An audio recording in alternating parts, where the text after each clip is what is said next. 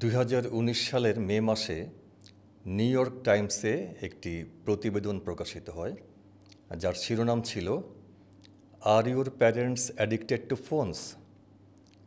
তো সেখানে 1000 জন মা বাবা এবং তাদের সন্তানদের স্মার্টফোন আসক্তির ওপর একটি প্রতিবেদন প্রকাশিত হয়, যেখানে বলা হয়েছে যে প্রতি 10 জনের 6 জন মা বাবা বলছেন যে তাদের সন্তানরা মোবাইল ফোনে আসক্ত, আর অন্যদিকে তাদের সন্তানদের প্রতি 10 জনের মধ্যে 4 জন বলছে যে আমাদের মা বাবাই স্মার্টফোনে আসক্ত। এবং শুধু সেটাই না, তারা বলছেন এবং তারা চাচ্ছেন যে তাদের মা বাবারা মোবাইল ফোনের এই আসক্তি থেকে মুক্ত হন। প্রিয় অভিভাবক, আসসালামু আলাইকুম। সন্তানদের কিছু বলার আগে যদি আপনি নিজে পালন করেন, তাহলে আপনার কথার প্রভাব সন্তানের ওপরে সবচেয়ে বেশি পড়বে। ইতিবাচকভাবে সন্তান তখন প্রভাবিত হবে। পজিটিভ প্যারেন্টিংয়ের আজকের আলোচনায় আমি সেলিম সাজ্জাদ আপনাদের সাথে এই গুরুত্বপূর্ণ বিষয়টি নিয়ে। একজন ব্যস্ত মায়ের কথা বলছি। তিনি পেশাজীবী, চাকরি করেন, প্রতিদিন সন্ধ্যার পরে বাসায় ফেরেন। তার একটি ছেলে আছে, তার নাম রেহান, 8ম শ্রেণীতে পড়ে। তো রেহান স্কুল থেকে ফিরেই মায়ের জন্যে অপেক্ষা করে যে মা কখন আসবে। মা যখন ফিরে আসেন এবং যখন একটু ফ্রি হয়ে বসেন, তখন রেহান তার স্কুলের গল্প, যত কথা সেগুলি বলতে শেয়ার করতে মায়ের সাথে খুব ভালোবাসে।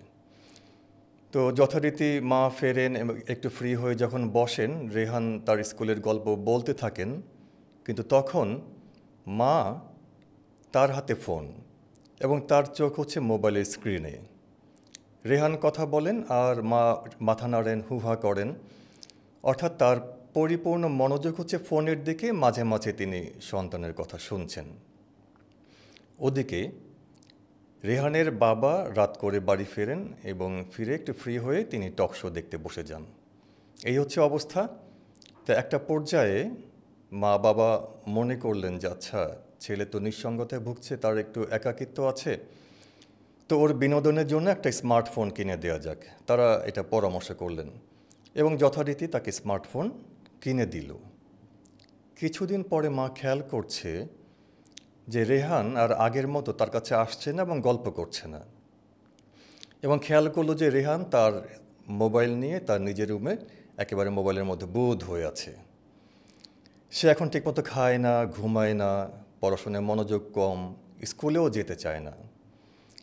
দিন দিন পরিস্থিতি ভয়ানক হয়ে উঠল। রেহানের বাবা মা বুঝতে পারলো যে আসলে ভুলটা তাদেরই, কিন্তু ততদিনে অনেক দেরি হয়ে গেছে। এখন আরেকজন মায়ের গল্প করছি। তিনিও খুব ব্যস্ত মা, পেশায় চিকিৎসক, এবং তিনি রাষ্ট্রপতি পদকপ্রাপ্ত ডাক্তার। তার ব্যস্ততার কোনো শেষ নাই, কিন্তু এত ব্যস্ততার মাঝেও তিনি সময় বের করে নিয়ে তার সন্তানদের সাথে কথা বলেন, তাদের খোঁজ খবর নেন। আর যখন তিনি বাসায় ফেরেন, তখন ঘরে ঢোকার আগেই তার মোবাইল ফোনটা পুরোপুরি সুইচ অফ করে ভেতরে ঢোকেন। এরপর একটু ফ্রি হয়ে পুরোটা সময় তিনি সন্তানদেরকে দেন, তাদের সাথে গল্প করেন, কথা বলেন, অনেক কিছু সন্তানরা তার সাথে শেয়ার করে, তিনিও তার অনেক কথা তাদের সাথে শেয়ার করেন, বন্ধুর মতো তার সাথে মেশেন, সন্তানদের সাথে মেশেন, এবং রাতের খাবারটা একসাথে খান। এরপরে মা কী করেন? ছেলে মেয়েদের পড়ালেখার খোঁজ নেন। এই সন্তানেরা কিন্তু সারা দিন, তারা যখন স্কুল থেকে ফেরে বা কেউ কলেজ থেকে ফেরার পরে সারাটা সময় কিন্তু মায়ের ফেরার অপেক্ষায় থাকে, কারণ মার সঙ্গ তাদের খুব ভালো লাগে। ছেলেমেয়েরা মার যত কথা আছে সেই কথাগুলি মন দিয়ে শোনে এবং সেগুলি আন্তরিকভাবে পালন করার চেষ্টা করে, এবং এই ছেলেমেয়েরা সত্যিকার অর্থে মায়ের মতোই আলোকিত মানুষ হয়ে বেড়ে উঠছে। প্রিয় অভিভাবক, আসুন আমরা আজকে থেকে স্মার্টফোনের আসক্তি থেকে মুক্ত হওয়ার জন্য সংগ্রাম করি।